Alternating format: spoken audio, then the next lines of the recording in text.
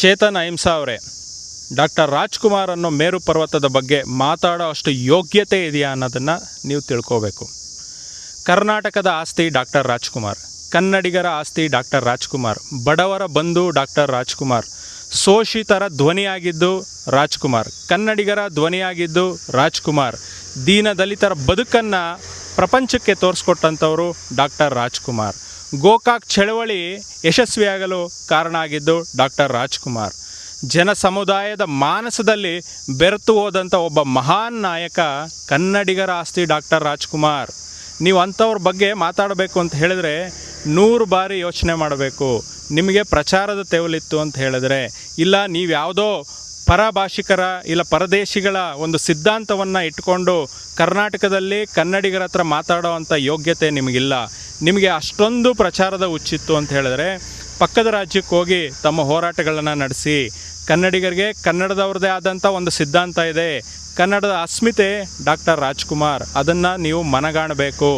ನಿಮ್ಮ ಸಿದ್ಧಾಂತಗಳೆಲ್ಲ ಪಕ್ಕದ ರಾಜ್ಯದ ಹೋರಾಟಗಳಿಗೆ ಅನುಕೂಲ ಸಿಂಧು ಆಗಿದೆ ಹೊರತು ಕರ್ನಾಟಕದ ರಾಜ್ಯದ ಕನ್ನಡಿಗರಿಗೆ ನಿಮ್ಮ ಹೋರಾಟಗಳು ಯಾವುದಿಲ್ಲ. ಡಾಕ್ಟರ್ ರಾಜ್ಕುಮಾರ್ ಅವರು ಮಾಡಿರ್ತಕ್ಕಂಥ ಹೋರಾಟದಲ್ಲಿ ಒಂದು ಭಾಗವೂ ಕೂಡ ನೀವು ಇವತ್ತವರೆಗೂ ಮಾಡೋಕ್ಕೆ ಸಾಧ್ಯ ಇಲ್ಲ, ಮಾಡೋದಕ್ಕೆ ಆಗೋದೂ ಇಲ್ಲ. ಯಾಕೆಂದರೆ ನಿಮ್ಮ ಚಿಂತನೆಗಳಲ್ಲಿ ಯಾವುದೇ ಕನ್ನಡ ಪರ ಅಂಶ ಇಲ್ಲ.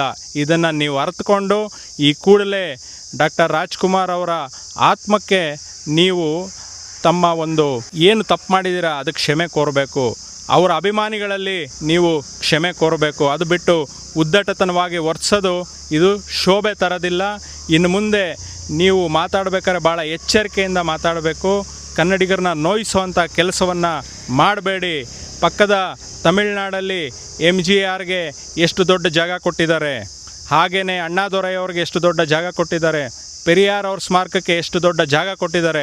ಅವ್ರನ್ನೆಲ್ಲರೂ ಮೀರಿಸುವಂಥ ಶಕ್ತಿ ಕನ್ನಡದ ಡಾಕ್ಟರ್ ರಾಜ್ಕುಮಾರ್ ಅನ್ನೋದನ್ನು ನೀವು ಮನಗಾಣಬೇಕು. ಇನ್ನು ಮುಂದೆ ಭಾಳ ಎಚ್ಚರಿಕೆಯಿಂದ ನಿಮ್ಮ ನಡೆ ಇರಲಿ. ನೀವು ಕನ್ನಡಿಗರ ಒಂದು ಭಾವನೆಗಳ ವಿರುದ್ಧ ನಡೆದರೆ ನೀವು ಇನ್ನು ಮುಂದೆ ಈ ಹೋರಾಟ ಮಾಡೋದಕ್ಕೆ ಲಾಯಕ್ಕಿಲ್ಲ ಅಂತ ನಾನು ಹೇಳ್ತಾ ಇದ್ದೀನಿ.